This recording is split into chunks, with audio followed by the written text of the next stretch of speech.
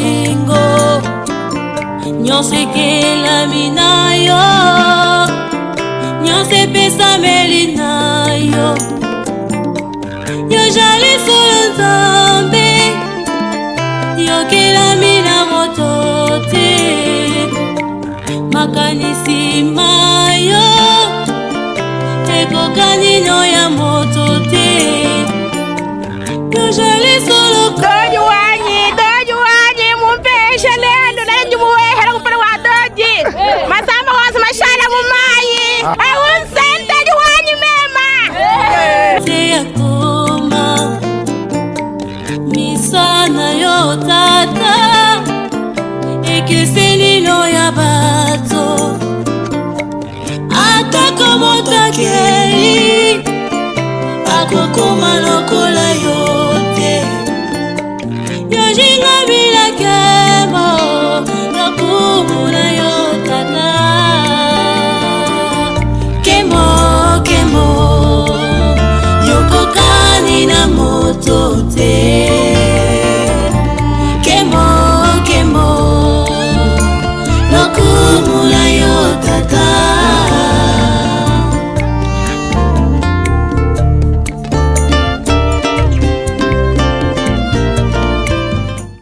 Shalom, shalom, topesi binombote, sika nyonso bozali les affranchis de partout. Topesi binombote, boza komona toza na Mayanjili. Lelo c'est le 26 mai 2023. Oyo prophète messager Emmanuel Dodi ayaka na mai yemoko aye ko baptiser plus de 500 personnes. Donc bazoka 3 baptêmes, awe pa la biso ndeko siko zali soko zwa baptême moko. Eza baptême te. Soki basopela o mai na mutu eza baptême te. Soki po kota na piscine eza baptême te. Biso awa na ministère des affranchis tozwaka 3 baptêmes. Yemoko prophète messager Emmanuel Dodi à Kota Kanamai na 400 500 personnes baye depuis 5 heures toza sur place azo kotisa batu nyonso tu na kati na mai azo tala te oyo papa oyo mama oyo mwana na avec sa grandeur avec tout ce qu'il a Kiti na se ya mai. Oh, ce n'est jamais vu. Tout le monde a kangote. Yango place aux alliés. Ceux qui n'ont comment affranchi te, talabola mokozala affranchi. Yemoko prophète akoya. Yango toza ko tambola sikoyo. Toza ko mona. Batu bauti partout na bauti partout. Bauti na France, bauti na Allemagne, bauti na ba province. Mais ba yetongo ba lali l'église. Ba yepo bazwa baptême. Yango to bandi na mama to pesi mbote. Mbote mama Sophia. Mama tomoni oye awa oye kozwa baptême. Na ye kozwa baptême. Oye za quantième baptême? 3e. Nani apesi yo? Prophète Emmanuel Dodi. Yemoko. En tout cas, OK, toza ko continuer. Mama topesi yo mbote? Mbote mama. Mama présence na yo awa ezali nini? Na ye kozwa baptême. Oye kozwa baptême. Pa yemei mfukuluji wa bantu. Emmanuel Dodi. Yemoko. Muntu mukish. Ah, merci beaucoup. Maman topesi mbote. Maman oza malamu. Malamu, toza malamu. Maman tomoni ke ozaka na Kinshasa te mais oye kaka. Na ye quand même na ye oza baptême na ngai. Oye kozwa baptême na yo. Oye pa nani? Pa prophète Emmanuel Dodi. Ah OK, d'accord. Merci beaucoup Nzambe apambola yo. Tozali ko bouger awa toza ko mona batu bazali ebele, toza ko tourner ko tuna ba mituna. Mbote papa. Mbote maman Sophia. Lelo tomoni yo awa yo kozwa baptême. Na ye kozwa baptême na ngai ya 3e pona koma na bondeko ya solo na Nzambe na ngai. Ah, nani aza kopesa yo? Ye moko elombe. Ye moko. Nzambe kati na bato. Nzambe kati na bato. Avana na kiti pona kosunga bato. Emmanuel Dodi. Ah, en tout cas, merci beaucoup. Wana toza kotambola toza komona ba catégorie nyonso na ba papa. Papa mbote. Mbote. Papa yo poye. Ngape na ye kozwa baptême na ngai. Oye kozwa baptême. En tout cas, nani azopesa yo? Le prophète Emmanuel Dodi. Le prophète Emmanuel Dodi. OK, merci. Wana toza ko tambola, toza ko kende, boza ko mona batu ndenge batondi, batu bazali ebele partout, bazali ko kende, ko tuna ba mituna poto yeba. Ba mama bazui baptême. Maman mbote. Mbote. Maman tomoni yo lelo ye awo ko zwa baptême. Oui, na yo ko zwa baptême et puis na sinazui. Aussi ozui. Ah, OK, merci beaucoup. Papa Enoch mbote. Mbote maman. Ah, Papa Enoch bomona ki aleka ki na citadelle ayaki ko témoigner po abikaki na cancer ya sang. Mais papa to monyo lisusu oye kozwa baptême. Ouais, na yo kozwa baptême, o baptême nanga mibale, na sina zwaki premier baptême, au deuxième baptême. Deuxième baptême. Papa enoka futi babiye. Auti mboka ni? Na uti na France, précisément na Anières-sur-Seine. Ah, auti France, a futi billet. Aye poazwa deuxième baptême et pas nani. Tena souligner bien ngam na futite moi si la ngam ta futeli ngatike na ya. Na pesi mbote pa ali, mon cœur rose, je t'aime. Maman ba pesi mbote, papa zui baptême. En tout cas, merci beaucoup. Maman mbote? Mbote maman. To monyo maman yo sala nini? Na yeko zwa deuxième baptême na ngai. Nanya kopesa? Basali Nzambe. Basali Nzambe. Ok, merci. Toza ko baluka, toza ko mona batunde bazali ebele kote onyo surtout. Batu bazali ko tonda, bazali ko ya ko zwa baptême sika nyonso. Bazali to moni ba pasteur to pesi mbote. Mbote maman Sophia. Pasteur to ye awa po le loze événement moko munene. Ye moko mosakoli aye ko pesa baptême. Baptême ya 3 ezalaka importance nini oyo bato place bazolanda ba comprendre baptême au prophète ye moko apesaka.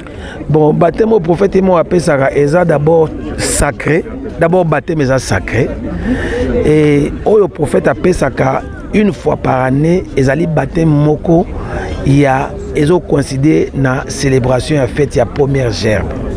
Alors gerbe ezana makambo ebele to ko loba gerbe ezali loko esala ke mutu abonga na vie.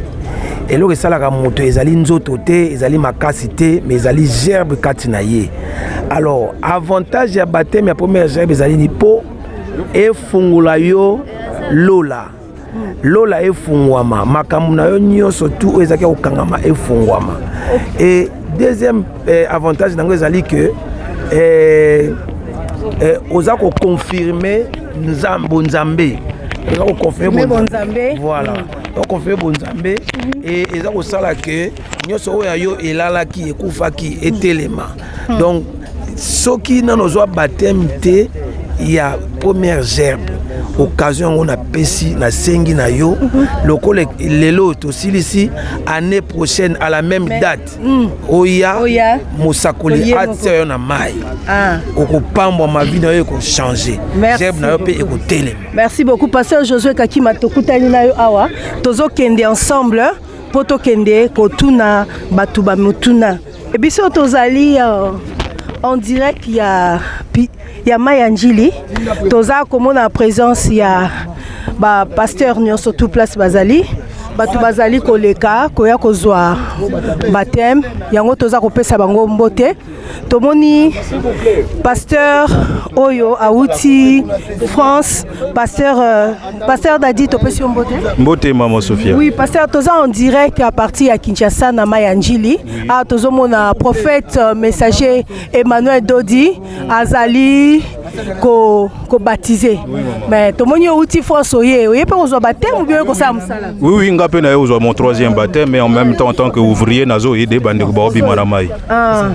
Ok, d'accord. Oui. Merci beaucoup. Message européen ça na bato nyonso place bazali pour baye bakoya kozwa baptême et puis za quantième baptême? Ça c'est mon troisième baptême. Troisième baptême. Donc on peut ça bato avantage ya kozia na kati ya Mayanjili na prophète messager Emmanuel Dodi yemoko aza kopesa baptême.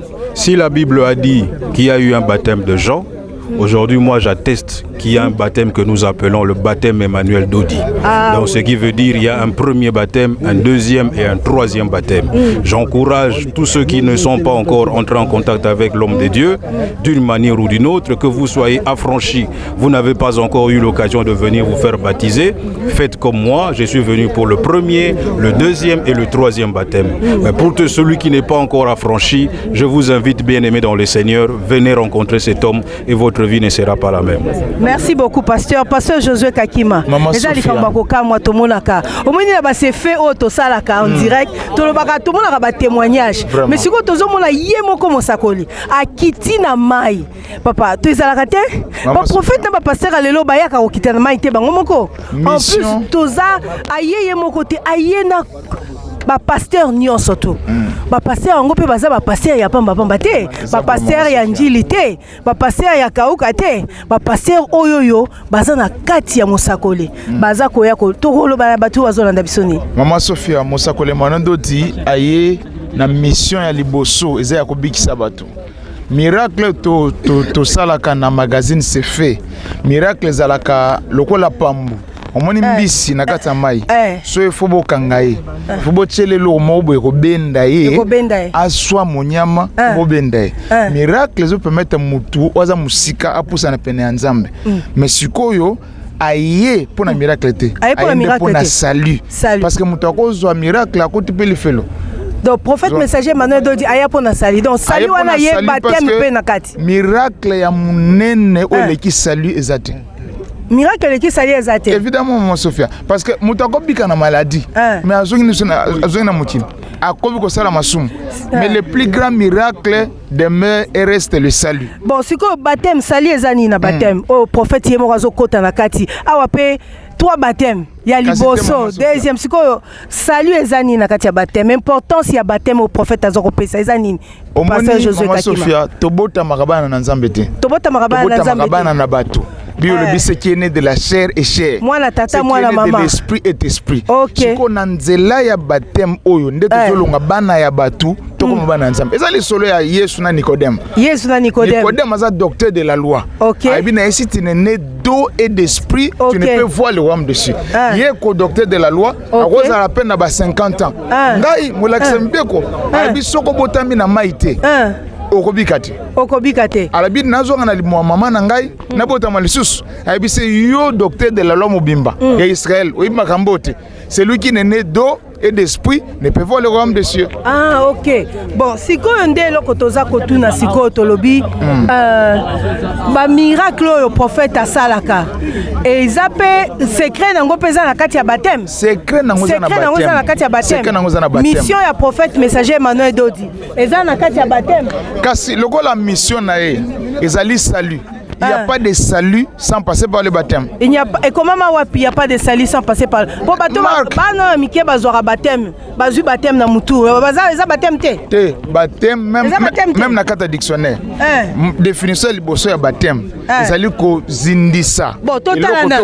Eza ndenge to poussa mo muke. Est-ce que eza définition oyo Bible pesa? Au prophète messager Emmanuel aloba. Yangwana ndezo sala makuna. Yangwana bazo zindisa. Tala tosengi caméra pesa amona nde bazo dindisa wala tomoni ke prophète messager azaye mon côté azana pasteur Gédéon azana Thomas azana pasteur Moïse Kobo donc ba pasteur Mayenyo azana diacre Jacques Mandela non namoni pasteur Daniel pe azali pembeni pasteur Bob donc ba pasteur onyoso ba ye kaka po ba ya ko sala musala pembeni tina oyo toza ba pasteur eza po batu babika. Donc les cambo tali baptême pasteur akola nanda kote te me ba yebike na église mususu pasteur ye moko numéro 1 royate autinda bino ba pasteur mususu ne boye Sofia musala na Nzambe place mususu ezate parce que zana ba pasteur baza baptisé te siko pasteur aza baptisé bazali na batu bazolo bana batu keno baptême eza facultatif baptême eza facultatif aza baptisé te kolo yesa kotaki na mai nana leki nkolo Yesu na moi to poussa na moi muke pour parce que nde toza boye batu baza ebele pe to kokwea wana to pesi papa Raphaël Mbote oye place bazali papa Raphaël yo pe to moni na tongo oye pe kaka ko sala musala no importance ya baptême oyo na sécurité ozo sala les ani na pesi d'abord merci na Musakoli asali descente yeme na kati bozomona moi je suis à son service nazali na service na ye yango nde bozomona tongo déjà ba 4h du matin nazaki déjà koto ya mai yango nde toye pona mutuya ya mukolo ya lelo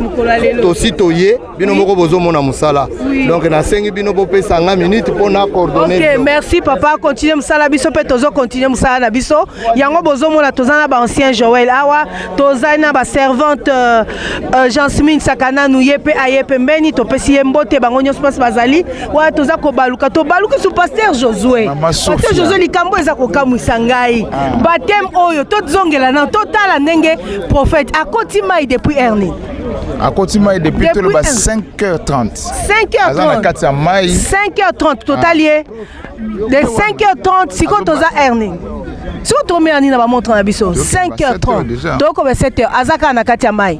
Azako kote. 7h déjà. Siko yebisanga muto azui baptême loko nini impact nini eza na baptême oyo eza na kati ya mai ya njili eza koleka. Bon, na ota koloba awa ke tobota mabana na Nzambe te. Tobota mabana na Nzambe te. Eza mwana ya pasteur. Obota mwana Nzambe te. Obota mwana ya mutu. Pour comme mwana na Nzambe, il faut belle confession de foi et baptême.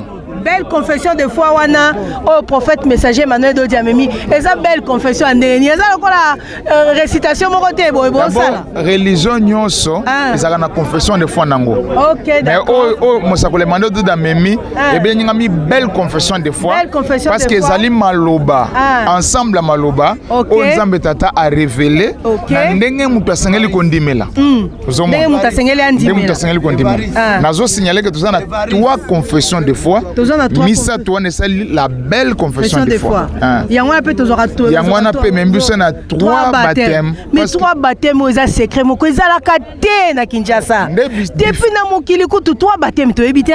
Nde différence ya mosakole manado dina bat mususu. Oui. Omoni mutu azabite ni misatu. Mutu nande naza boy, naza misatu. Oza misatu. Na misatu ndeni. Oza misatu parce que 1 Thessaloniciens chapitre 5 verset 23. Que tout votre être, votre corps, votre âme et votre esprit soient conservés purs devant le Seigneur. Donc, corps, être être humain, ça composé dans 3 parties. Dans 3 parties. Azana nzoto, azana molimo, azana elimo. Donc bitenu wana misatu esengeli pe ebatisama. OK. Sengeli ebatisama. De wana tosolobela sali total et parfait. To inventaka ba terme te, sali intégral. Donc mutu oyo. Sali intégral ezala te. Sali ya mobimba. Ya mobimba. So mutu azu 3 baptême tazana sali ya ndambu. Azana sali ya ndambu. Bon papa, to nto pesa mbote, papa mbote. Papa mbote, tomoni ozotelema na mulongo awa oyeko kosalani. Naye kozwa baptême maman. Kozwa baptême, moi eza 4e baptême na yo. Eza 3e baptême na ngai. 3e baptême. OK, merci beaucoup. OK. Bon, sikoyo pasteur Josué Kakima. Mama Sophia. Ngelo ezokamwisa ngai. Mai ya njili oyo na piscine. O moins que piscine eza propre. Mama Sophia. On est à salité te. Na leko ya Yesu. Piscine ezalaka. Piscine ezalaka. Bethesda. O batnyos ba yebi. Réservoir Siloé ezalaka. Nkolo Yesu ake inde kino na fleuve Jourdain. Parce que baptême ezana 2 volets. Ezana forme na fond. OK. Forme il faut maille ezo couler. C'est-à-dire fleuve, rivière, ruisseau. Donc mai esengeli écoulé. OK. Place au mai ezocoulé te. Tozo piscine, tozo lac. Mutu nyo sabatsama na lac, mutu nyo sabatsama na piscine, eza baptême ya kobandela. Oh, ya kobandela. Mais ozomona te ke bato bazwa baptême na ba piscine eza propre mingi. Et c'est hygiénique. Eza hygiénique mais prophète comment la prophète mutu ya munene boye aye na ba mai ya salité boye. Eza question ya mai salité to ya propreté. Question ezali est-ce que mai wana ezo couler? Mai wana ezo couler. Oyebi na kati ya Bible eza na général moko na man. Ayaka na kati ya Israël azwa lobiko. OK. Condition ezalaki babwake na mai. Babwake na mai. Akota na mai. Ya bandi ko comparer mai ya Israël na fleuve na bango kuna, d'ailleurs na fleuve par exemple kitoko tout ça, comment est-ce na wo sukola kuna te. Ozomona. Donc problème ezali mai ozo couler. Nde yango ezali forme ya baptême. Esengeli mai ezala mai ezo couler. Mai esengeli mai ezo couler. Mais siko wana bazo baptiser bango nini? Na komba tata ya mama pe ya mwana bien ndenge nini? To na komba molimo santo. Tolobi eza 3 baptêmes Mama Sophia. Baptême à liboso bazo zala baptiser au nom de Jésus. Baptême à mibale on va baptiser au nom du Seigneur Jésus. Baptême à Misatou, on va baptiser au nom de Jésus-Christ. Parce que Mosakole a révélé 3 êtres wana. Oyo bato ebele bazala di ko la confusion. Oyebi ke ndengo lobi bonde to komi boembala moko na nde prophète a opé c'est compliqué. Ya on a bi expliquer na lobi ya liboso eza na kombo ya nani? Baptême à liboso eza na kombo ya Yesu. Na kombo ya Yesu. Wazali liloba et la tati nzoto. OK. Tant muto za la baptiser na kombo ya Yesu, corps na ye ye. Ezozala attaché na Jésus. Bazali liloba elataki nzoto. Na deuxième baptême tozala baptisé au nom du Seigneur Jésus. Oyo azali le Christ. Wana âme na ye. Ezozala attaché na Christ. Troisième baptême Mutayozo baptême au nom de Jésus-Christ. Au nom de Jésus-Christ. Wana esprit na ye, vous allez attaché na Jésus-Christ, vous allez le Dieu véritable. Wana nyoso ba révélation prophète messager Emmanuel Dodi. Et puis makambo za na kata Bible. Mais tellement révélateur ezala quitté. Moi to comprendre waza ezala quitté. Mais lokola mosakoli aye nde bozindo. Parce que na Bible musute. Aye na livre musute. Kaka Bible to yebaka wana. Aye na brochure tout ça aye na Bible musute. Kaka Bible wana kasi révélation ezala quitté. Nde aye kozala koza révélation likola makomi moko wana kaka. Ah, OK, d'accord. Bon, si qu'on des aboyés, pasteur Josué Kakima. Maman Sophia. Tozo mona papa mukolo boye. Aye kozwa baptême. Est-ce que ça sonité papa boye aye kozwa baptême? Na otuko ebiso Maman Sophia. Lisolo ya nkolo Yesu. Na Nicodème. Nicodème azalaki mwana mukete. Nicodème azalaki docteur de la loi. Akoko zalo mwana ba 50 ans. Bon, tous les cas, kuna pasteur papa Raphaël peut s'abisso moi nzela moko to leka. Bon peut s'abisso na moi nzela to leka. Po to lingi to bando tuna batu oyo bazo zo baptême awa ezali donc ezali somo awa. En tout cas oui. En tout cas, pasteur Josué, tozo mona bande kotoko pe sabino mbote. Toko sabino mbote na moni bo uti kozwa baptême. To moni bo uti kozwa baptême ndeko. Boko kikoloba nini na baptême obozwi. Bon, en tout cas, tant que moi na bana nzambe ndenge tozolanda message ya prophète Emmanuel Dodi. Donc il est là ezalaki nde troisième baptême nanga. Donc c'était est-ce qu'on a d'autres sambela bana banda kosambela na yebaka te que troisième baptême ezalaka eza trois baptêmes pour la première fois na ministère des franchise na que il faut avoir trois baptêmes. En tout cas donc il n'y a rien à dire. Il n'y a rien à dire. Donc merci qui bien OK nzoto bien tant continue na baptême yemoko prophète messager Emmanuel Dodi apesio. En tout cas na zongi boye naza pepele na bimi pepele na moyo ndenge nyonso. Donc na bimi en tout cas très à l'aise. Merci beaucoup pasteur Josué Kakima. Maman Sophia. Papa lobi nyonso etikali. Mutu oyo abatisa mite. Il y a risque que ba prière na ezala exaucer te. Parce que tout le monde a une colère instant zo bimana mai bi lobi les cieux s'ouvrir. Et une voix fit entendre les paroles. Donc batumusus oyo basambelaka ba prière na bango. Ezala exaucer te ezali pe à cause ya baptême. Ya baptême. Lola na eza ya kokangama. Zomona tant mutu abatisami c'est vrai que ça me quoi nkolo Yesu te ponkolo ça maître mais sur le plan spirituel tant mutu abatisami son ciel s'ouvre. Le sambo na ye comme koyokana le sambo ne fongami yango na nde batu ba futi ba billet ba uti ba mboka ebele batu mais oyebi eloko zoka musanga muto a futi kaka billet po aya kozwa baptême ya vandi na poto aye na maya njili po kozwa baptême pas prophète. Maman Sophia so moni batu ba futi ba billet ba kozwa baptême ils ba comprendre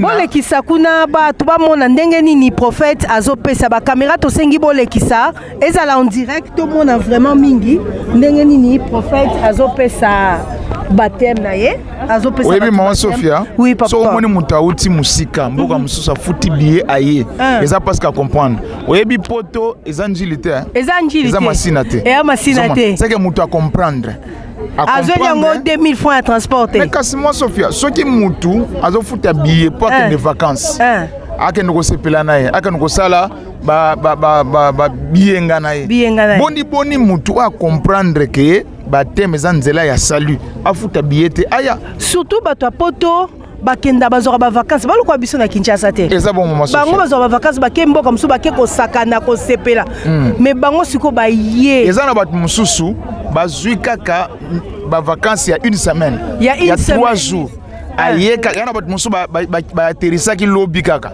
atterrir lobby aye po zo baptême na ye pe azonga tomoni pasteur moko pasteur to pesi mbote Merci maman Sophia. To mona kaone église ozali un homme de Dieu mais to moni lelo oyepe ko zo baptême et pas ya prophète messager Emmanuel Dodi. Vraiment ceux qui n'a leki na baptême parce que na trouvé lokasika d'abord et pas naie et puis lolenge totanga la Bible. Lolenge ye atanga la Bible le longi wana te. Alors afongole biloko asika, c'est pourquoi je suis convaincu nyonso azoloba eza prouvé na Bible. C'est pourquoi nous sommes convaincus alors toye na baptême na uti Angola naza apôtre na uti Angola. Apôtre Aouti Angola, pasteur José, merci apôtre. Ba apôtre bazo uta Angola. Baza koya po balanda baptême ya prophète messager Emmanuel Dodi mais eza niveau nini oyo Maman Sophia ba collègue te baza ba collègue biso nyonso pe to ba collègue tozalaka pe l'exemple pour batu ba sengeli ba mona caméra l'exemple batu sengeli ba mona vraiment que ezali makam tozolo beza masolo te makam tozolo beza ba réalité po tomoni apôtre Aouti Angola tomoni batu ya poto baye ba futi ba biye oh batu pe ba uti ba province pe baye mais apôtre aza collègue ya prophète te bango na bango batu nzambe te moi na musalo ki collègue ezalaka te ki collègue ezalaka te parce que titre tende mutu kobikisa yo eloko kobikisa yo ezali est-ce que abatisa maki est-ce que abatisa maki basalaka maseki tant mutu azo vivre na sena moi aza wana aza na mituka aza na mbongo na ye tango olali ça dit tango ozongisi molimo epa ya nkolo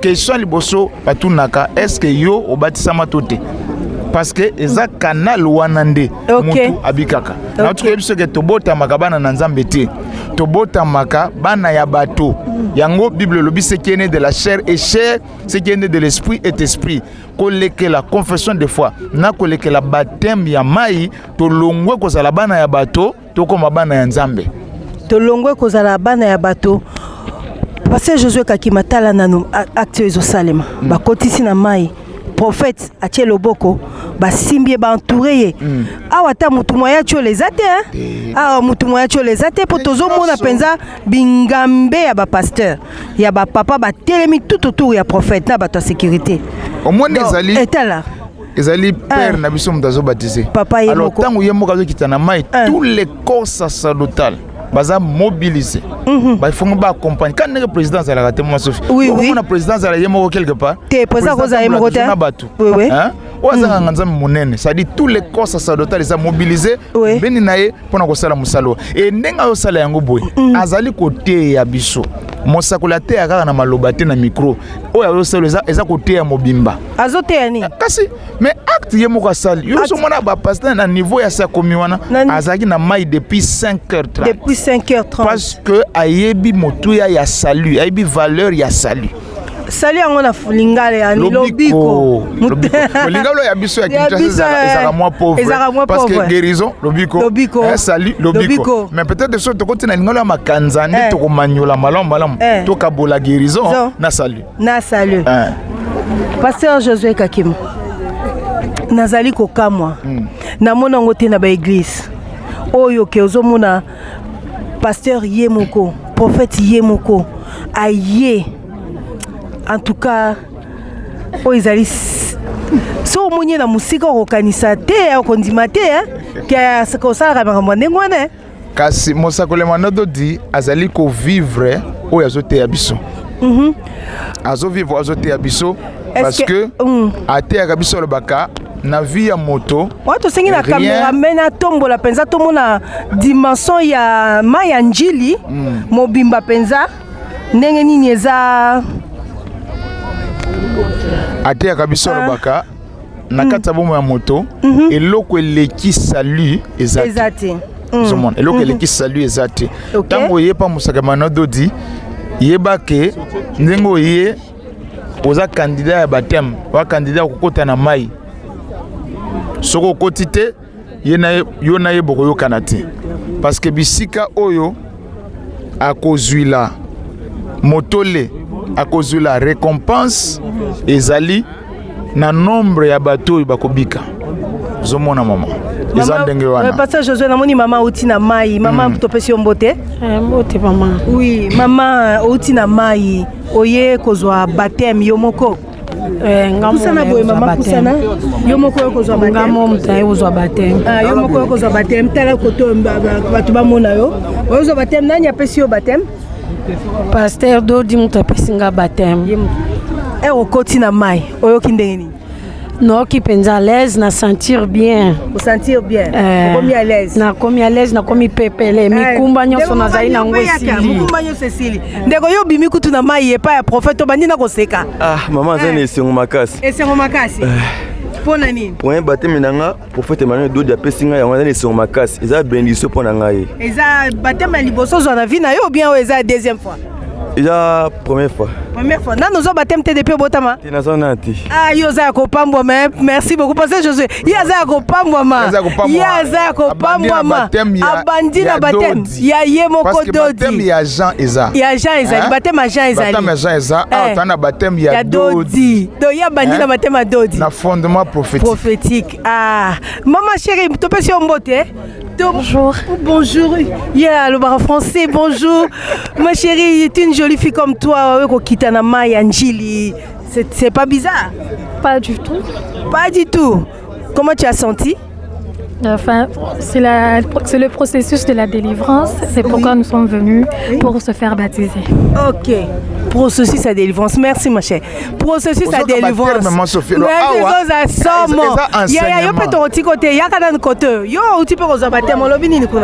Baptême, elle est très à l'aise. Elle est très à l'aise. Très à l'aise avec le prophète Simon Azalian sur le terrain. Je me sentais que je suis très bien. Ok. Ah, peut-être mon pasteur, mon pasteur, bonjour. Bonjour, ma Sophia. Mais parce que vous avez un poto, vous pouvez vous avez un baptême. Hein? Babi, c'est comme ça, ça n'y a pas bon, c'était comme ça. Passez à Josué. Biloka bien, Zali. Biloka bien, Zali. Oui, c'est ça. Ok, merci beaucoup. Yaya, tu peux sur un beauté? Il y a une impression le prophète messager Emmanuel Dodi apesi au baptême. Oyo kindenge nini? Na sepeli po na moni ka singa na molimo. Sepeli na molimo. Prophète Emmanuel penda alongolinga na nyonso ya mokili. Alongoli nyonso ya mokili. Na sepeli po na baptême. Po na baptême. Alongoli prophète messager Emmanuel Dodi. Alongoli nyonso ya mokili. Wana caméra zo continuer ko talisa kuna po batu ba mona ke vraiment ezali baptême ezali ko pesa mapenza. Wana topesi équipe surtout ya presse et IPC mbote sika bazali na ba pasteur ba santu ba franchi partout place bazali to pesi bango mbote batu ba pimisi ba terme moko pasteur Josué Maman Sophia non c'est grave frère to pesi mbote to moni uti na mai oloki ndeni Ok, tellement bien. Tellement bien. Pasteur Josué, alors bien, ok, tellement bien. Aki pepele. Aki pepele. Aki pepele. Maman, tu peux s'imboter? Mbote maman. Tu peux au baptême? Oui. Nani a pesi au baptême? Prophète Emmanuel Dodi. Siko, ou koti yo kindengeni? Na yo ki kimia pepele na nzoto. Kimia, pasteur Josué, merci. Kimia pepele au batu bazo répéter. Basaki répétition ou bien ndengeni? Tout ça va kotika na mai. Si, oza système ya mutuye moko a expérimenté na wazo yoka parce que même sûr que baptême ezali pe un canal un moyen à purification mutu nyosa bota makambindo OK ozomona mwana wa utina li maman na ifuba sukola ye sur le plan spirituel pe baptême ezo participer na purification ya moto maman to pesi ombote si merci maman outi ko zo baptême o kindengeni OK bien Nani a pesi au baptême? Bon, naza mpana ba pasteur te. OK. Donc babengisa kio. Deuxième fois. Deuxième fois. Mais on sepeli nango. Na sepeli nango. OK, merci beaucoup papa to pesi ombote. Papa to pesi mbote biso tozali presse ya prophète messager Emmanuel Dodi. Tomoni o papa outi wapi oyo ko zo baptême. Oui, na outi oza deuxième baptême nanga. Oui. Donc na outi kokuta na nzambe na kokoloba. Donc siko laza pepele po la outi kozwa baptême pa yeme. Na outi kozwa baptême pa yeme. Fumu na bao. Donc mukonzi na bango tozomona bapapa pasteur Josué papa mosupe tomoni awa papa auti Na piscine te. Auti na piscine. Papa auti na piscine te. Te maman. Auti na piscine te. Pousa na mom ke côté papa li papa zoya. Auti na piscine te. Auti na piscine te. Papa oki soni te papa lokola yo ngambe boye. Deuxième bon. Deuxième bon. Et ça linga bien maman. Et ça yo bien. Na c'est la troisième. Oh c'est la troisième. OK, merci. Pasteur Josué abi deuxième bon. Maman Sophia. Ah. Mutu impression. Mutu na mutu azana impression na ye. Vivre likambo. Aza différent mutu babetele li solo. Ozomona ezalaki maté baza côté. But baselaki on mutu mobimba. Vraiment. Kaka musaka Dodi abatisaka une fois par an. Non. Et puis les lots, ils fête ya première gerbe. To yepe to kuta ina ba mama ya mbote. Outi ko zo baptême. Oui, Oto zo baptême. Oui. Nani apesi yo baptême? Papa Emmanuel Dodi. Oyo kindenge nini? En tout cas na yo ki bien na za libéré. Oza libéré. Maman te biso pe tozo tuna. Boya baptême bo pusana nan kotoyo. Bo outi ko zo baptême bo kindenge nini? Na yo ki bien, na yo ki vraiment ke. Pusana momke. Pusana momke yo kindenge nini? Na yo ki bien, na yo ki ke na comme ko soulager. Nani apesi yo baptême? Prophète Emmanuel Dodi. Merci beaucoup. Yo jeune garçon boya kaba jeune garçon, il faut passer à la jeunesse. Yo zo baptême. Oui. Josué. Le banane. C'est important aux baptêmes pour la. Oui, c'est important de prendre les baptêmes parce que les baptêmes pour nous, les jeunes plus en ce moment pensent à ce que à faire la vie en fait. Pense à faire la vie. À faire la vie. Et le problème c'est quoi? Ils pensent faire la vie alors qu'ils trouvent déjà la vie. Ils trouvent déjà la vie. Nous maintenant, on a trouvé la vie chez le prophète Emmanuel. OK, merci beaucoup. Maman yo pe outi baptême. Au côté na manji. Na route na manji, na auto zo troisième baptême na donc na confirmer ngo za spécial. Spécial. Oh pasteur Josué. Alors bien confirmer za qui spécial. Tosiko bato bazwaka moko wana banda za ki bébé. Aza kutune inconscient. D'abord bébé va passer baptême te. Outi ko zo baptême. Oyo kindengeni. Non, qui changement, vraiment. Changement. Parce que Josué, ils sont baptême belé. Changement. Deuxième bon. Pépélé. Maman bote yaka oh là là, ça fatigué. Maman, ozala ba outi baptême pasteur Josué. Outi baptême Sophia. Maman, une jeune fille comme toi comme ça, tu te fais baptiser? Bonjour. Bonjour.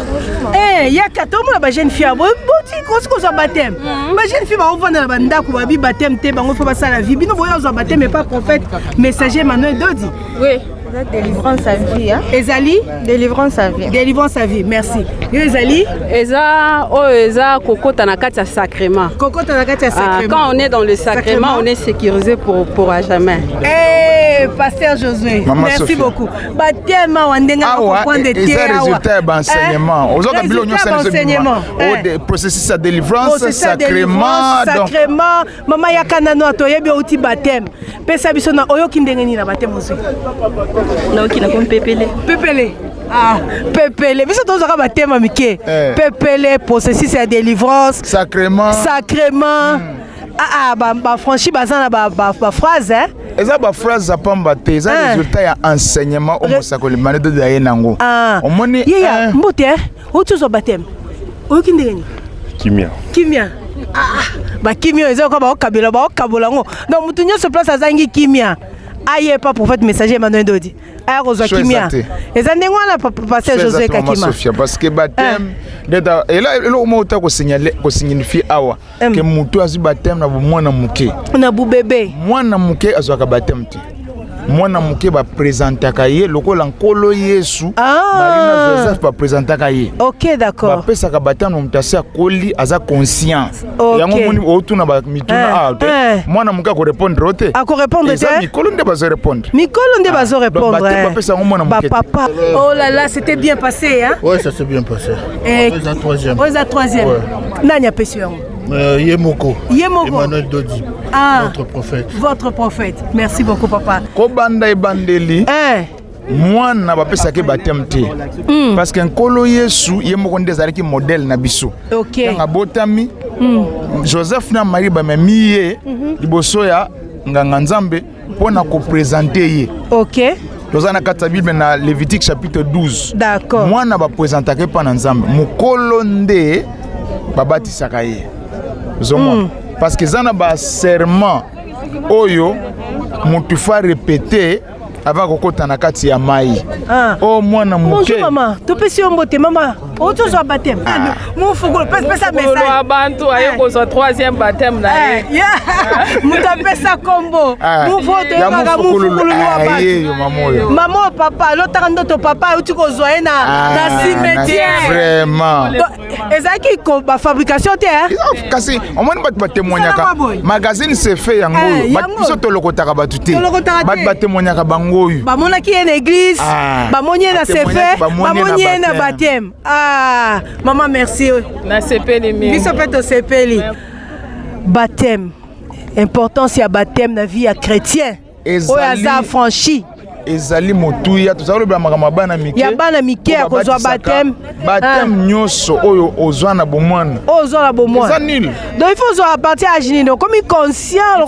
Ça na âge à conscience te. Bonjour papa. Papa tomoni yo uti kozwa baptême.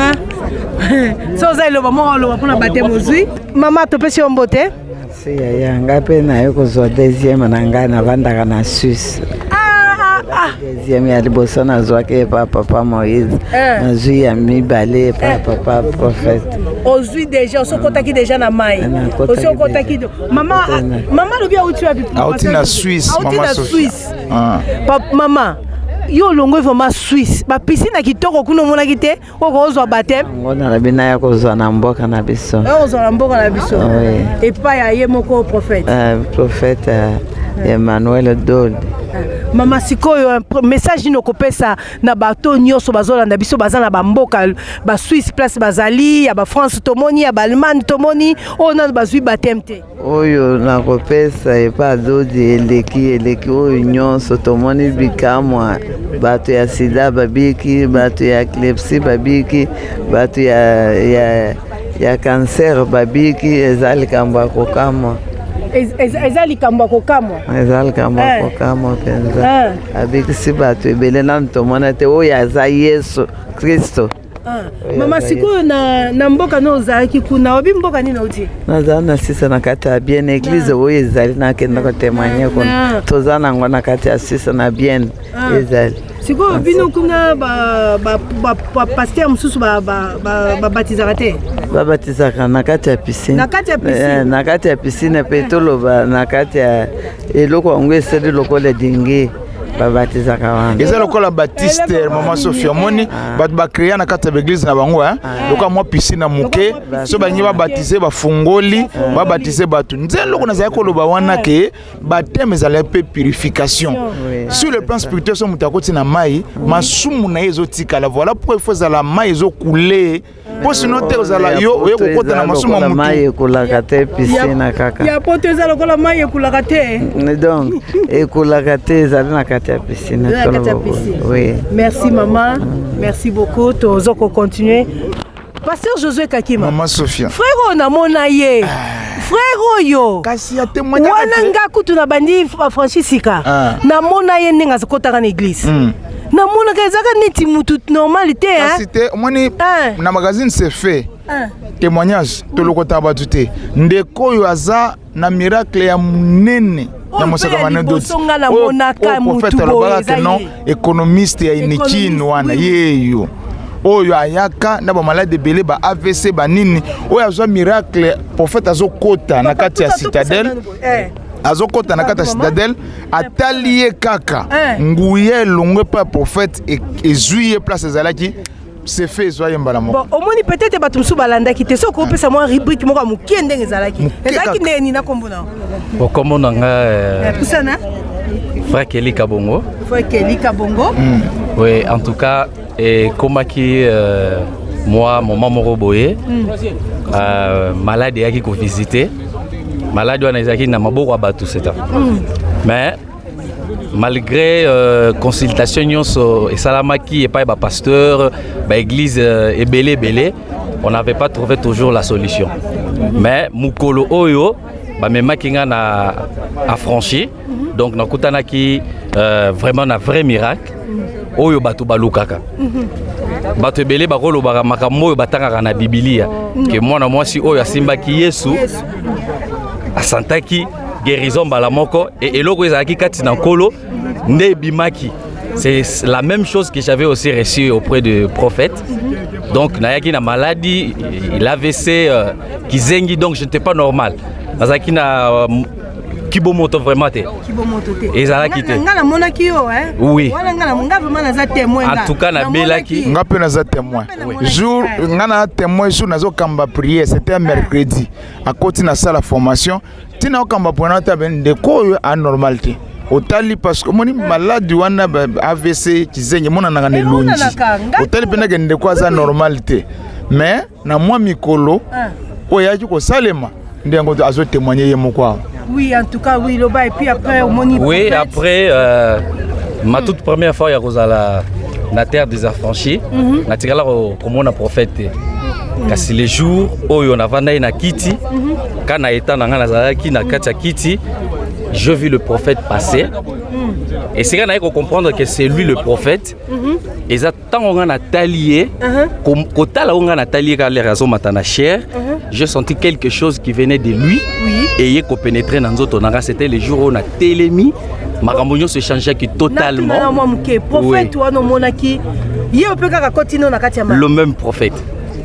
A changé. A changé. Kakaye wana. Donc biloko ezalaki katina ye. Nde biloko yaki nde kopesa nga guérison. Nde lelo yeti na mayandi. Lelo na landi tina mayandi pour notre troisième baptême nanga. En tout cas na mona yo comment vraiment. En tout cas stabilité kota makasi. Stabilité kota makasi. Oui. Okoyebisa bato bazana ba problème wana nini. En tout cas eza pe malamu ko bengi sape bande ko baya po babika. C'est aussi quelque chose de très important. Mais koya na ngai malgré maladie nde memaki ngai. Nazui lobiko mais makambo ebele changer pe na vie nanga. Na ko bengi so po na maladie. Obiki pe ozongi. Voilà. Mais na ko bengi so po otika la po okuta na pena ba révélation pe makambo ya sika. O bate ya te biso eza ya lokuta. Mais on a nazo mona ezande ko bandela ne vie ya solo nde yango. Parce que Josué, o ezaka papa na mona ki Kizengi akota ki. Maman Sophie, si ye te, ye mo kazo milobela. Ye mo kazo milobela. Prophète, merci beaucoup. Merci beaucoup. Merci beaucoup. Donc ba miracle ba secret ya prophète messager Emmanuel Dodi yango. Maman bo bouger na mo mketo zoze ya bato bazo baptême. Maman to pesi mbote. Oyoki ndenge nini? Oyoki bien. Papa oyoki ndenge nini? Na oyoki maman kitoko. Maman mbote. Maman uti baptême. Na uti baptême. Oyoki ndenge nini? Kitoko mingi nzoto pepele. Nzoto pepele. Eza baptême à liboso? Bon, eza baptême à mibale mais à liboso na zo on internat na ba Congo mais ezaki na neti piscine ka. Zara neti piscine internat na ba Congo. Na Sonabata. Na Sonabata. Mais siko vraiment na sentir bien eza na mai donc ba continue pe ezokende nyoso surtout. Nani apesi yo baptême wana? Pasteur Emmanuel Dodi. Emmanuel Dodi. Merci beaucoup. Bozotala koto botala ndenge nini sécurité ezosala ya kozwa bato ke bakoya te. Donc obanga te place ozali okotiola te eloko moko te ba pasteur bazali ba ancien bazali bata sécurité bazali baza kozwa mama topesi yo mbote mama oti baptême. Oti baptême. Ozana on a se ya émotion bien ndenge nini? Nazana on a se émotion. C'est émotion. Total koto maman moko aka ko témoigner. Azana se ya émotion makasi. Ah la pasteur Daniel Simba enano parce que yé moi écoute ko tuni ata mituna ezalité. Maman mbote topesi mbote deuxième baptême. Ça baptême pour la âme. Dengeza boyetika le troisième baptême pour la. OK, merci. Frère, mbote frère. Mbote maman. Tomoni jeune garçon boyo ko baptême, importance à baptême azui lelo. Soko lo ba moi makasi. Bon, on a illustré juste exemple moki en eza katina ba été elo tout la école. Les ba procédure il faut qu'on suivre. Mais na souka nango c'est un certification mais validation pour nous à la valider dans domaine quelconque médecine, droit et c'est un ba valider yo. Pour ba valider c'est un étape à suivre. Tout comme ba tumsu ba valider ba lokuta, OK ba pèse pe diplôme lokuta. Mais ko za toujours pas reconnu. Alors, ndenge moko peka katina bonzambe et c'est un que Pono kota lola ozo lobiko esengeli na yo ozo procédure ya malamu. Te bandela ngona nu bien na yo pasteur Jean bandela na bité frère. Moni ngende kaza mayele. A comprendre. Olobi nini? Alobi boye. Ndenge za katina betelo tina makasi papa. Ndenge za tina étude. Pona ba valider na domaine moko quelqu'un que c'est ko suivre beta pour l'équipe na cycle d'orientation, l'équipe na diplôme. Tout comme ba misusu pe ba soka diplôme ya lokuta. Mais suka ka place moko ekangi bango moyen ba kote sika moko ezati. De même que dans le domaine spirituel, c'est un cadeau suivre la procédure. Pour na kozwa lobiko. Alors pour na biso lobiko to suivre la procédure ton zimeli. Tozu baptême ya liboso ya mibale pe to kozwa misa to netinga to kozwa mibale. Pour na kokota kuna esenga ozo na certification eza ya solo. Ya lokuta okota te. Siko nani apesa kango? Mutu kaka moko na ministre azaka kaka moko. Parce que ma solo ya baptême misa to tika ko beta mate. Mais na biso ke bansu bazo certification mabe ngape na zoka mabe. Nzimela ka Yesu mabe. Na mi rendre compte que na certification mabe na moya ba valider nga na lola kozala te. Esenga na zo ya solo pona na kota lola malamu yango moni. Na mizui na ngai baptême na ngai mibale etika ya misato pona na kota lola. Mama. Mama napesi yo mbote. Wetu awa mamwani. Mama Sophia, Mama oyo namona ye na église. Toza na RDC. Toi na 4 langues nationales. Toi na 4 langues nationales. Ndinga nyonso loba. Tu vas te relouer pe ba Kikongo wana Swahili. Bon, mama loba. Ga bana bete jinwera twasika jira wabonyi. Doju wanyi mumpesha lelo la njumu hera kumpara wa doji. Masamba wansi mashala mumayi. Doju wanyi na kokufa. Doji mufukuru wa awun santa juwanyi mema. Mema mulala. Ye mulu wundama kuchi. Usana pasteur. Usana muke. Usana. Omeka kosuko manyola mwa muke. Ewo masera utikoloba. Alobi yango na yokite. Usana. Usana boti la bande konzela baleka. Masera zatre ravina sengo. Samba prophète Emmanuel Dodi. Abiki si asina maladi tu sembule blessé depuis 9 ans les lois zona ba 30 29 ans à peu près. Agno kamita à côté na mai ku mana mai sentir za pepe. Il a témoigné que Nzamba prophète azali sentinelle na vinayi. Grâce à prophète o de yelo akomi oyasa. Alomole sonyi. Vraiment, pour fallait quand même, fallait quand même battre comprendre toi na RDC. RDC na 4 langues nationales. Yango mère alobi na Chiluba. Ne tout senga ki mwa ndimbola wana. Bon sens na ye, azaki vraiment esengo makasi. Ya Nzamba prophète Emmanuel a changé vie na ye. Maman nyoko mina maladie depuis 9 ans. Cette maladie a fait à peu près 9 ans ya souffrance. Et le long d'ailleurs qu'on lobi qu'on anzela baptême. Parce que c'est baptême ezali moko ya force à délivrance. Si une délivrance est opérée na via sans passer par le baptême, ce n'est pas une délivrance. Parce que maï d'abord azoko purifier un autre monde. Et cette maman c'est ça dit vraiment l'aise. À Kangolami, à Bikisami, là comme ici Nzamba prophète Emmanuel, ni tete ko ya mutindami, en tout cas maman a une souffrance. Souffrance n'est celui de l'onama. Nzamba zoloko. OK. Merci beaucoup. Maman Mbote, maman Symphorose. Maman Symphorose. Comment ça va? Oui, ça va, ça va. Ça va où tu vas au baptême? Ça chose à baptême. Baptême oh eza pour la zukimia et puis gerbe na ngai eza secoué pe telemi. Mais maman ne tiazaka wa te azalaka wa Pasteur Moïse ayebi azalaka wa. Merci beaucoup. OK, merci beaucoup maman. OK. Pasteur Josué Kakima. Maman Sophia. Pasteur Josué Kakima. Maman Sophia. Prophète messager Emmanuel Dodi azanani. Tozo yoka bato balandi biso na katikati bazo comprendre te bazo yoka kaka pasteur prophète Yemoko Lobaka. Pour les uns je suis votre frère. Pour les uns je suis votre pasteur. Les autres, pour les autres prophètes frères ainsi de suite. Frères nyonso. Tolobi tozu ba témoignage ya batu nyonso to ebele mais siko tolingi en direct koyo bato bazolanda biso bayoka kié le prophète messager Emmanuel Dodi. Maman Sophia, il y a kolobela mosakole Emmanuel Dodi, il y a kolobeze belé. Mais toujours résumé kolobaboye, c'est un prophète majeur. Omoni na kati ya basakoli toza na ba prophète mineur na ba prophète majeur yango zomona côté enseignement yana makambo sika côté miracle yana makambo sika côté baptême yana makambo sika parce que c'est un messager zomona nzamba lobi na Arona na Myriam. Lorsqu'il y aura parmi vous un prophète, c'est dans une vision, dans un songe que je lui parlerai.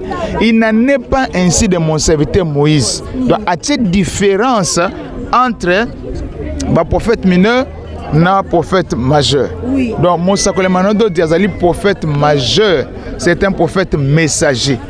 Différence sur les autres là. Prophète messager Emmanuel Dodi na ba prophète mususu na ba pasteur mususu nde tozolinga batu ba sosola ba comprendre pasteur Josué Kakima. Maman Sophia ya koloba pona prophète ezali ebele azana ba facette ebele yango moye moko saka sa l'émission ba sa la spot alobaka pour les uns je suis votre pasteur, pour les autres votre frère, pasteur, prophète, ainsi de suite. Mais tout retenir que ils ont tellement de baye ba quitter. Ils ont la Bible. Le prophète Emmanuel Dodi c'est un prophète messager. Asa prophète type de prophète apparaît une fois tous les 1000 ans. Hein? Base de précision wana. C'est un prophète qui apparaît, un prophète millénaire. Ils ont koloba message, enseignement au ayena yango. Ils ont la validité il y a 1000 ans. Enseignement au ayena yango et kokamba lingomba au moins pendant 1000 ans. Ils ont makambo oyo et banakite. Nde yango tozali kolobela Mosakoli Emmanuel Dodi. Et ya sengozali ke Mosakoli Emmanuel Dodi azali Mosakoli oyo awuti na mboka na ngai. Tanazo mboka na bi RDC. Vous omona parce que RDC étranger. Vrai Congolais lokola yazate. Vrai Congolais wa yazate. Des pères et des mères. Des pères et des mères. Ezaïe. Vous omona vrai Congolais lokola yazate. Omotanga tele makanano. Abandi ko détailler bikolo ya batu. Do yo moko mokolo ekolo. Awa toza caméra soki okoki koya kotoyo. Bon Paul, toi as un témoignage moko. Maman to pesi mbote. Mbote maman Sophia. Loba mama kasi pour toi première connexion. Mbote maman Sophia. Maman to monyo uti na mai to bikoza mama mba liboso zo baptême. Non, troisième fois. Ya liboso zo kawapi. Na pompage. Ya liboso zo na pompage. Ah oui oui. Ya liboso Ya vina yo baptême liboso vina yo eza oyo. Na zwaka na Shekina na piscine. Na Shekina na piscine. Ah. Siko ya mibale ozi wapi? Bon, ya mibale na zwana. Na zwaka na côté moko to comprendre. Mais lelo sikoyo tolingi toyeba oye convaincre yo ozwa baptême par prophète messager Emmanuel Dodi ezanini. Premièrement za liloba. So ekoti ozomona ke ezopesa vie asika na kati ya mutu. Ozo yoka biloko yoka nanu te. OK, merci beaucoup. Pasteur Josué Kakima. Maman Sophia. Maman oyo tozwa na sefe. Maman azaka na mwana. Hein? Maman azaka na mwana. Ozo yebe lisusu. Ayebi maman. Mama, mwana. Tabaji pétrole. Mujia ba pétrole. Maman mbote. Mbote ma Sophia. Boni mwana. Aza bien. Lelo yo moko tomoni na baptême. Nga mona kiti. Oyo kindenge ni. Na oki pepele pape vida vilenga nyonso nazala na ona nzoto. Pape vida. Pape vida vile nyonso ezalaki na nzoto na lo nzoto etikali pepele apupoli nyonso. Apupoli nyonso. OK, merci beaucoup. En tout cas, pasteur Josué, ce que koki ko continuer ko loba pour sa personne. Oui, maman Sophie naza ko loba ke Mosakoli azana ba facette ebele. Azana ba facette ebele, mais pour na bandeko ba comprendre que le prophète Emmanuel Dodi c'est un prophète messager. Moni soto meti ko sala moi comparaison muke to komona ke prophète Timbangu azalaki prophète révélateur. OK. Azalaki messager te. OK. Yango esengela ki ta sala lingomba. mais mosakolemba ndoto c'est un prophète messager yango ozomona enseignement na ye c'est du nouveau. C'est du nouveau. Dans tous les domaines. Dans tous les domaines. Tant bandeko to consulter awa. Bandeko to consulter awa. Omona mutazo bimana na argument na ye. Na argument ne. Mosusalbi à côté na sacrement. OK. Mosusalbi processus à délivrance. OK. Mosusalbi ayoki kimia. Ayoki kimia. Donc eza koloba enseignement mosakolema no do daye na yango. Nde yango wana ezali résultat ya ba réaction. Ya bandeko oyo bazobima na mai bazali ko manifester. Mama topesi ombote. Mama outi batemo oki ndenge ni. Malamu makasi. Malamu oza munoko moko na 4 langues ko koloba. Bona koloba Kikongo. Kikongo OK baluka boye. Tozi mutu a Kikongo. Yaka boye. Kusala boye. Oui, Thomas Nabiso, ça c'est nous saluons la présence de notre apôtre Thomas. Thomas, Thomas. Mbote Mama Sophia, Mbote ba franchi nyoso. Lelo boza kopambola.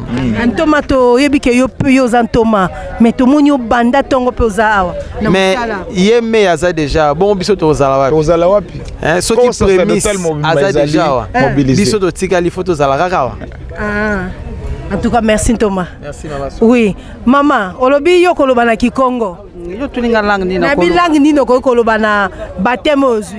Bon, na koloba na Kikongo. Bon, loba moi makasi comme toza place au connexion za moi. Loba nini? Oyoki ebwe ngeke mbote. Mbote. Ngembote, ngeme katuka na massa na prophète messager Emmanuel Dodi. Ngeme wa inki mutini. Me wa bien, me ba baptême 3e baptême na mu. Ngeme ba 3e baptême na nge. Baptême ntete nge baka wapi? Mu baka kaka na message. Na message. Donc banda pana ngeme kuma inki mutini bana ngeme baka 3 baptêmes. Sans 3 baptêmes que vanda 20. Oh, 3e baptême. Emmanuel Dodi Okel. Emmanuel Dodi Okel. Na ba église ankara yo ke vanda 20. Quel ve na ba église ankara. Boza bakutu yo ve. Boza ba yo ve. Kaka boku saka na message bota mona 3e baptême. Boku c'est belé. Pampangi bo meto avec ku c'est belé. Nga ko interpréter hein. Na ko interpréter pasteur Josué. Alobi ke ye aye kozwa 3e baptême na ye. Boye. Azo ya liboso awabi esala makate na église muso ezate. Ezate abi kaka wa donc comme nango baptême yo keleve. Yo keleve. Alobi yo keleve donc ezate. En tout cas merci to moni pe papa moko papa to pe simbote azo koka kutute. Azana kati ya émotion. Pasteur Josué Kakima. Maman Sophia. Tala air to komi. Batu babandi ko diminuer. Batu babandi ko diminuer. Soki oza liloba moko ya koloba. Maman Sophia, makamba koloba pona baptême ezali mingi. Mais to résumer boye. Il faut mutu. Dans la carte de la Bible, Marc chapitre 16, verset 15 à 16. Allez par tout le monde, prêcher la parole, celui qui croira et qui se fera baptiser sera sauvé.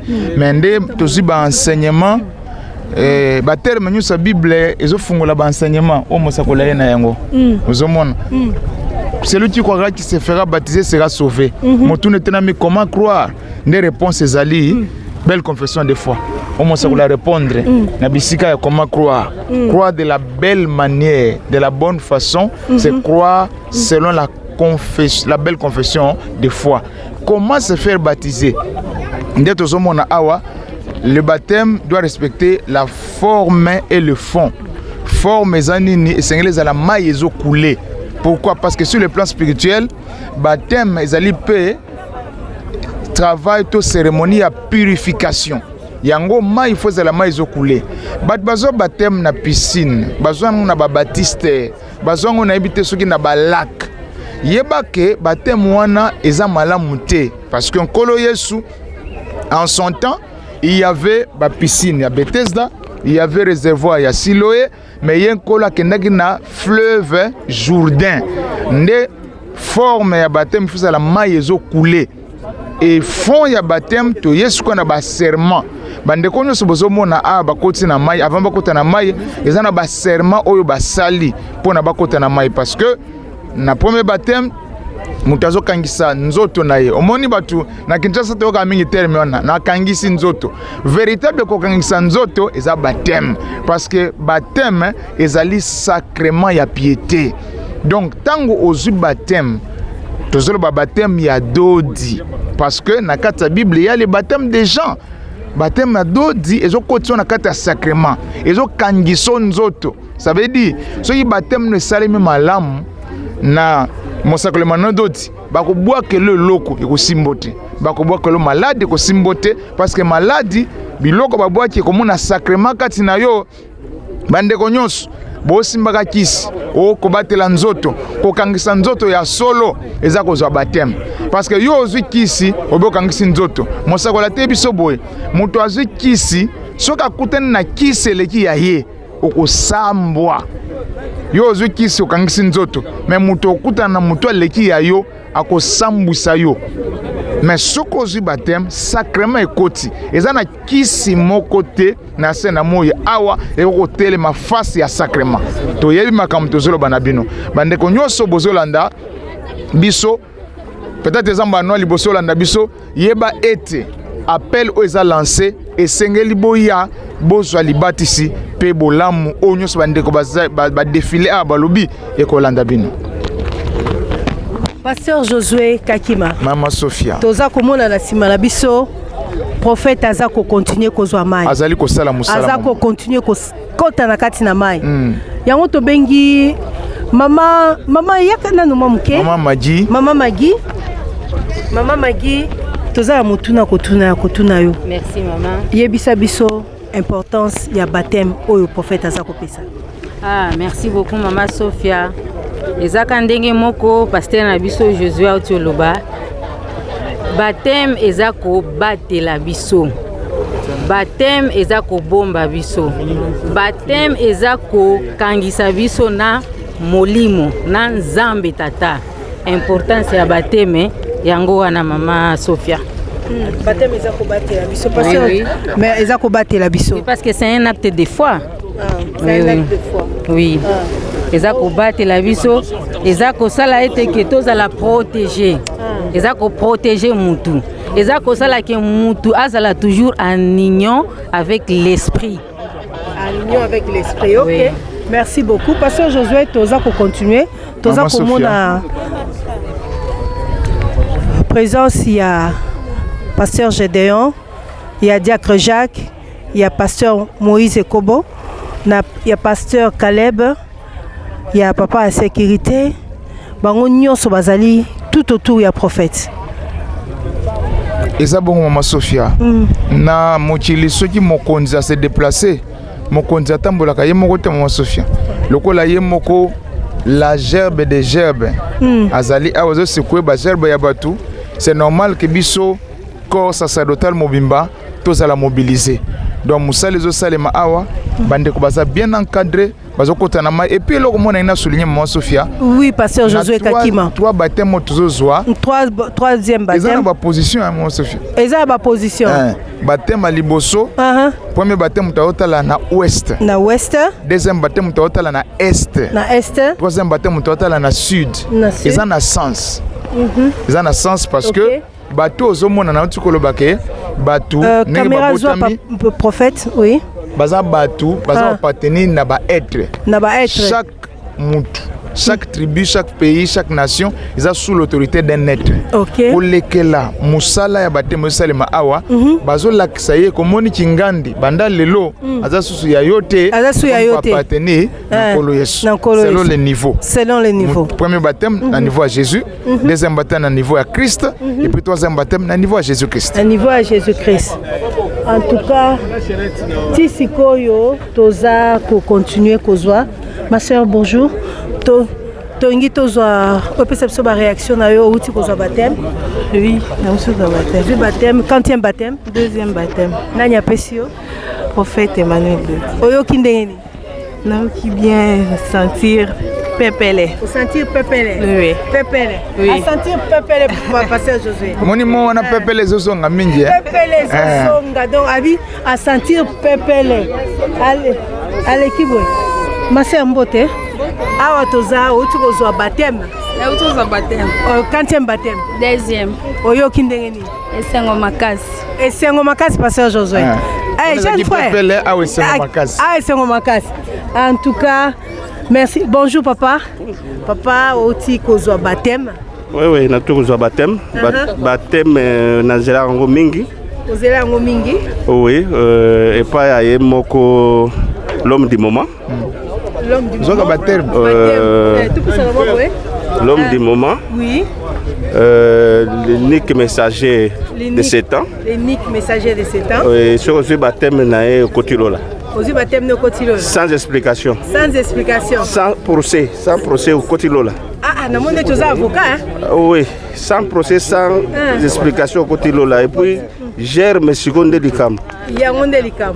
Yango kotimbala. Ne tuzo kotana mai boy na tobimi boy zaki locataire ko mikolo lupam. Gerbe bango zani. Balobi étoile. Étoile. Esprit. Esprit. Yoga nyonso na gerbe. Gerbe. En tout cas, merci beaucoup, Pasteur Josué. Alobi gerbe na ye koti e bimi mbala moko. Abi gerbe balobi étoile. Alobi gerbe balobi nyonso. Donc il y a plus d'explications d'ailleurs. Parce que l'autre le 26 ezali moko la fête ya premier gerbe. L'autre le 26. On moni na Lévitique 23 place à partir du verset 9 à 12. Bonjour, bonjour papa. Bonjour papa Copère. Papa Copère, bonjour. Papa Poussana momuke koto boye to moni outi baptême. Olobi bamoko koloba. Non, à partir de l'enseignement, d'après l'enseignement de Zolanda, il était vraiment impérieux, il était vraiment de très grande importance que tout le baptême. Parce que le baptême, donc il y a au fond la sous-salut makasi kolekela donc kolekela pour la vie à Montunyos. Parce que le baptême, il y a kobiki sana ko fongola makambo ebele na vie à Montu.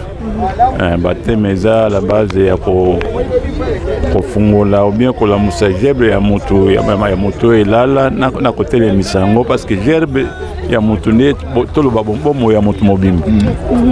Maman Sophia, na ina pesa position moko papa Copère aux États-Unis hein. Papa Copère aux États-Unis. Aux États-Unis. Donc tozolo bake makamo baptême mama ya masekité États-Unis za lembate. États-Unis za lembate. Tezanga bate. Donc a fouté lango billet. Enseignement et convaincre à fouti billet aïe on a besoin donc makambo beza azamona mukete donc papa you speak English. Yes, I speak English. Tenangina mais papa tu vas comprendre ce que aux États-Unis. Pour la mon avis papa you speak English. Do you like that I speak English? Yes, I think you can say something in English. Yeah, I'm here. I'm from Texas. Yeah. In Dallas. Okay. I'm here. I have been here for 2 weeks ago. Okay. I come only just for the baptism. Yeah. And the teaching with our pastor, Mr. Emmanuel Dodi. Okay. Yes. We are. Very satisfied with this teaching. But what message you can give for everybody looking at you at now? No, for me, I can call all of them to come in this church. To call everybody to come here? Yeah, to come here because. Why? There is all realities in this church, but if you go everywhere, this English is different with the other church in this town, in this city, in Kinshasa. Merci wala to meki koloba anglais pasteur Josué. To potani na anglais pour bato comprendre que to comprendre Copère outi aux États-Unis. Ndeto to za koloba ke omoni enseignement mo sacrement dodi ils ont touché bato. Oui. Aza convaincu kuna afuti billet aye kozwa baptême. Et na kati ya makambo zoloba na yoki mwa muke alobi baptême ya mano dodi et que c'est na baptême musu na kati ya Kinshasa awa na kati ya mboka na biso eza baptême okozwa ngo esika mususu te. Donc message oyo eza adressé na bandeko nyonso spécialement aux États-Unis de na utikolo ba futaka ba billet pendant les vacances ba futaka ba billet pendant ko somba biloko mais esengeli pe ko ya kobatisama po ete obika ya solo penza. Nalingaki na bakisi moke na likambo au pasteur alobi en rapport na baptême et baptême ils ont baptême complet. OK, parce que 3 étapes ya baptême ils ont 3 étapes ya baptême ils ont donc compléter nini makamyo sur la vie à monte. Donc baptême ils ont concerné d'abord corps nous autres ya monte parce que nous autres ya monte bon ya monte ça composé de 3 parties. Il y a corps, âme et esprit. So na baptême autozozo awa na ba église mso mona okende. Ngai par exemple, ngai moko naza exemple vivant na kina église moko bona banda ko sambela bazo baptiser batu na kati ya nini église na kati ya nini kama wa iloko moko leti piscine. Kama baptistere batimoli batie ba carreau tout ça wa baptiser batu na kati wana. Alors que awa tu ko apprendre réellement que o makambo comme na Biblia yo Jésus-Christ yemoko olia ki na nina réservoir Siloé ou bien ya na piscine ya Bethesda akenda na nina na Jourdain pour na se baptiser pas ma ezochola.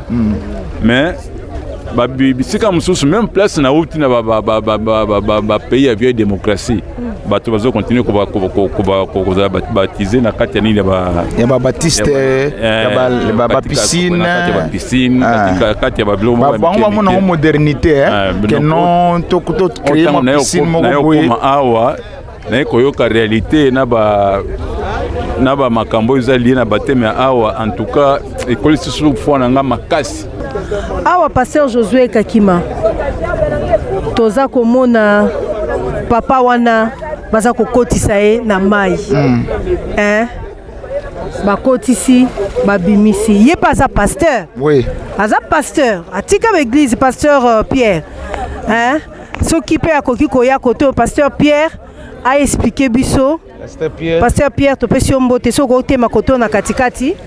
Pasteur Pierre, tu peux dire mbote maman Sophia. Tomoni oza pasteur oye pa prophète apesa yo baptême, mais 40e baptême. 3e baptême. Pasteur Josué natike li obino bino ba pasteur otu na motona. Maman Sophia, ndé o to benga na anglais made in Emmanuel Dodi.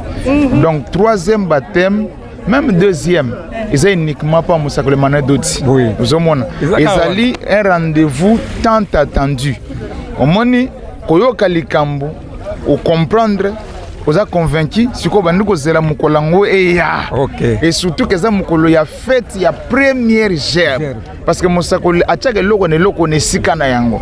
Donc pasteur Pierre azana yesengo makasi ota kolobe loko moko aza pasteur a autre l'église ngai moko pete otaka na l'église différence ko ya message ya révélation za na kati écriture oyo ezalaki te oyo et yena mosakama dodi ndezo convaincre biso tozalaki ba pasteur bisika tozalaki tozi ba galon na ba titre to tiena C parce que galon na titre ko tsaka mutulo la te po mutu akota lola esengeli ondimela de la bonne façon au bâtissement de la bonne façon. Tout le monde a pasteur Pierre a conquis tous les 3 baptêmes. Donc Nengazaboye tout son être est baptisé. Son corps est baptisé, son âme est baptisée et son esprit vient d'être baptisé. Et maman sauf n'a pas sa précision moko. La Bible les a versé moko to kimaka. Le baptême des morts. Le baptême des morts. Bible le dit que Seigneur Jésus sera sauvé toi et toute ta famille. Et ça la famille vivante était. Na ba oya yo ba kufa ba kenda ba bikate. Tant aux 3e baptême et fungoli le bango nzela bazonga. Différence ezali entre. On est comme compliqué hein. Ezala kata makomi. Ezala kata Bible. Ou bien prophète messager ndé amemi. Baptême de kasi musakole mana. Musakole ndé maman. Eza verset au biso tsayi ba pasteur place ezala to kim. Tozala ko kima yango. Ezala ki nango. Ezala ki nango me révélation. Ezala kité. Poto bana ko yeba yango te. Ozomona ezalaki nango déjà mais omoni verset aux explication nango te baptême de mort au sauter na yo baptême de mado de aye a que toucher l'écriture bat bakimaka nde yango ye kofungola donc ndenge eza boye bao ya yenyo so bakenda bakoko bakokololo bazozonga nde différence ezali entre ressusciter et revenir à la vie. moto asekwaka mpona kokota na lola mais moto azongaka na bomoi mpona kocontinue kovivre et kozonga na bomoi ezali particulièrement au travers de la naissance ozomona nde eza boye ndenge azotroisième baptême boye babetele maboko tozwi nzela ya kozonga ye moko azobeta kuti maboko ngai nabeta yango te nakangelaki nano bango nzela sikoyo nafungoli bango nzela. Merci beaucoup. Pardon. Merci beaucoup. Oui, mon frère, ya kopesa biso moi témoignage to moni opé outi na mai pe. Baluka boye tala pona sima batu bazomona keza prophète naza ko. Vraiment. Sokoza ile bakolo ba otali caméra kuna. Maman nanga. Balobi na Jean 8 verset 32. Vous connaîtrez la vérité et la vérité vous affranchira. Donc c'est maintenant là. Jean combien? 8 32. Jean 8 32. Verset 32. Vous connaîtrez la vérité et la vérité vous affranchira. Maintenant là, je suis devant la vérité. Tu es devant la vérité. Et j'ai reçu la vérité. Et tu as reçu la vérité. La vérité, c'est le prophète Emmanuel Dodi. Il m'a affranchi. Ok, merci beaucoup. En tout cas, tozoyoka tomoni tokomokoma na suka. Oui, maman Sophia. Tokomokoma na suka. Tala tosengi caméra alakisa batu ne basili. Soki bokoki kolakisa bo tourner bomona batu ndenge basili batu bazalaki ebele batu basili tokomi kokoma na suka ya baptême donc yango wana nde boza komona ezali esalami topusa na kote okuna po tozela papa ndenge nini ya kokita caméra soki okoki kolanda biso toye awa pembeni ya papa Raphaël. Papa Raphaël tomonaki yo depuis le début na tongo na 5 heures ozalaki awa tomoni pe ozalaki molili sikoyo moye ebimi éclairage ye pasteur Josué Kakima. Papa Raphaël oksalaka oza responsable mais aza magistrat mais oye awa message nini yokopesa na ba magistrat oyo bamonaka ba prophète ba pasteur batupamba po batanga mingi. Merci beaucoup maman, napesi yo merci mingi pona mutuna wana nga moko nazali grand témoignage nazo senga na bandeko nanga ba collègue nanga magistrat ba chef nanga hiérarchie ba comprendre que nzela ezalaka moko ezali nzela ya bonzambe. C'est vrai que batu ebele bakanisaka que kozala magistrat ezali kokota ba maison occulte kokende kotoke bandako ya banganga te. Ngai ndaku nanga na yebi ezali ndaku ya prophète Emmanuel Dodi. Je suis à son service. Bambula na bambula. Secret nanga yango wana. Baya ba magistrat ezala hiérarchie ezala ba collègue balanda nzela ya bonzambe. Et puis nzela ya bonzambe il faut koyebaka kopona muto oyo akomema na nzela ya bonzambe ya solo. Je sais que na moment oyo je suis convaincu na leleli bino prophète Emmanuel Dodi asaye tozali na 6e rue croisement de la Révolution 817 donc na limité boya wana boko sala oyo tozo sala na boko bika. Merci beaucoup. Merci beaucoup. To sengi est-ce que possibilité kozala to poser papa moi ba question moi mi balé. Il y a pas de problème. Papa azali souverain. Ngai na koki kopekisa yete oyo ye alobaka biso toto saka. Même si je suis à son service, nazali ko s'occuper na sécurité na ye. Mais ye moko azali na sécurité ya lola. Ceux qui ozali na micro, ozali na mituna et azali disponible pour na répondre yo, il n'y a pas de problème.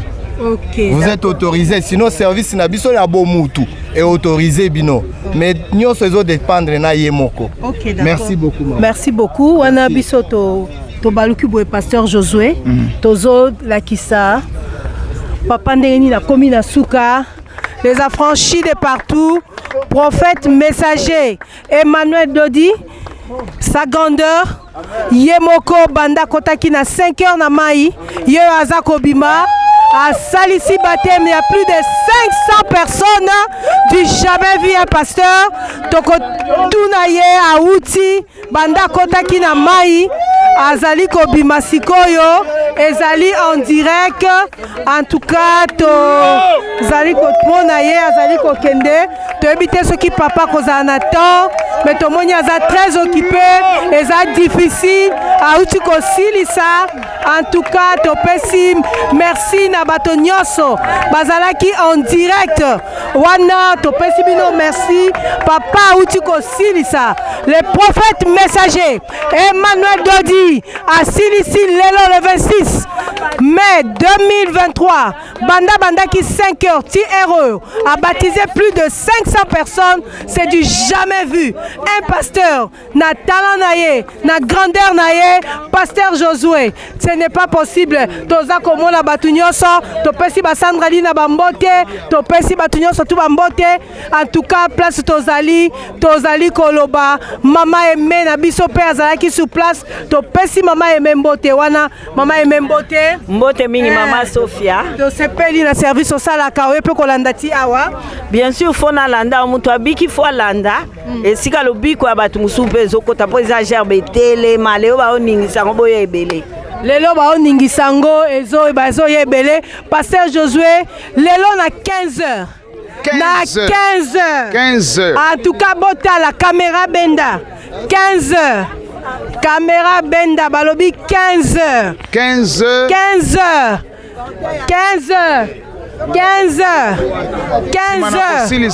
service abatem da tosisa boye nenga utosisa 15h akotele masimi mikopo na kamba prière parce que ezali jour solennel ye moko et c'est que soit kamba prière parce que azo tenir na gerbe ya batu eningana mutu abotama pona ko réussir masumu ese salimi na mochili gerbe za bloqué donc na tongo awa aningisi gerbe ya batu na mai et na poko a partir à 15h akoningisa so gerbe ya batu diacre Jacques Mendele mbote mingi ya motuya euti ko salema awa rendez-vous na 15h na 15h po ba agiter biso lisusu et makambo ya bien ekota. Rendez-vous na 15h. Tozanga te ata yo zwaki bateme te kake siko zali bateme ozwaki toko travailler nango. Nzamba pambola biso nyonso. Pasteur Josué Kakima. Awa batu nyonso baza déjà prêt. Dala batu nyonso 15h déjà ici et comme na 15h. Et comme na 15h. To silisi. Étape liboso ya tongo esili to comme siko kozela 15h. Bisika oyo mosakoli akozwa maloba kona kosa nini koningisa ba gerbe na biso. OK, d'accord, merci topesi ba tunyo surtout ya sécurité tomoni papa Hilaire tomoni papa Michel juridique topesi mbote na papa Didier topesi mbote na pasteur Beni place Azali mais ba tunyo solelo baye ba tunyo so ba bouger tozo mona sécurité maman Mbombo tozo mona donc bata presse tozo mona ba diacre Gilles tozo mona jeunesse tozo mona équipe ba maman et puis tomoni batakene batakene fimbu na fimbu toujours fidèle wa topesi ken mbote sika zali makizembe topesi mbote sika zali toujours azako évangéliser azako loba pona prophète o ya sala pona ye en tout cas lelo toza kozela na sima na biso pe tomoni Sandrali Nazali azali pe toujours fidèle na pasteur na ye toujours fidèle na sama kola pasteur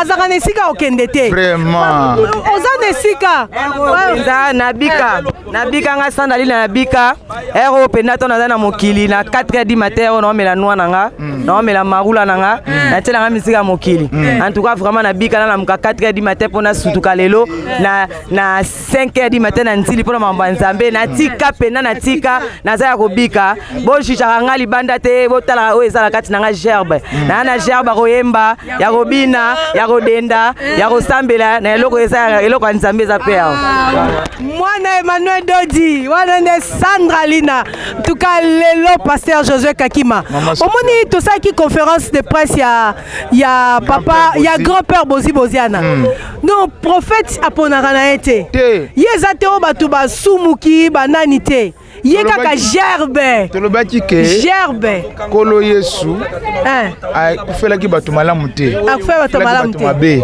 fallait ko approcher moni bato baloba ko topusana kote po tozela ntango prophète aza kobima topusani en tout cas oyo tomoni ke na pasteur Gédéon pasteur amunene ye mpe azwi baptême pasteur Josué non pasteur Josué pasteur Gédéon pasteur Gédéon ye mpe azwi baptême nauti koaccompagne mosakoli na service monene ya libatisi nde mission prophète ayeli bongo soki naza disciple un vrai disciple il faut alanda nzela oyo maître na ye alakisi ye si maître na nga aye na baptême oyo ezali le plus grand miracle il faut ngai en tant que disciple il faut naleka na nzela wana ndomoni disciple asolo il faut alanda nzela oyo maître na ye aye kotalisa ye voilà lelo ezali mokolo munene bible elobi esengo munene eza na lola lorsque kaka mpate moko ebongwani nde lelo nteke oyo yo moko mokolo nteke na nkolo véritable mokolo ya nteke na nkolo ezali lelo parce que ezali nteke oyo ezomema bato na nini na mbongwana mpe esengo eza na lola mabele mpe eza ya kosepela parce que le plus grand miracle eza ya kozwa mbongo te eza ya kobota te eza ya kozwa mabala te eza ya kozwa mituka te parce que wana ezali ba miracle moko par rapport à mokili comme mamutu na lola te mais le plus grand miracle ezali miracle ya lobiko comme mamutu na mbongo wana ya solo nde mission prophète Emmanuel Dodi ayeli kolekela tango oyo voilà merci. Ok, merci biso awa tokomi na suka tozotande papa zobima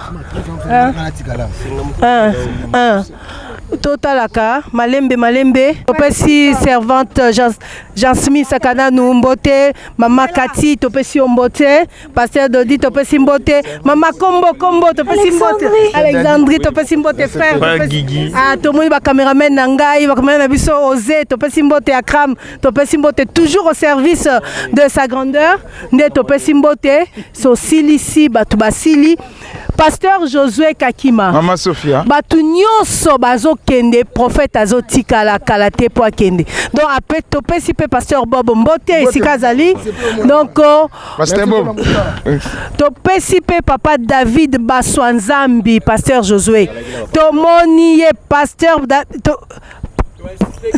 na bengi kutu pasteur David Baswanzambi topesi mbote sika azali a koti na mai depuis Tongo donc lelo 15h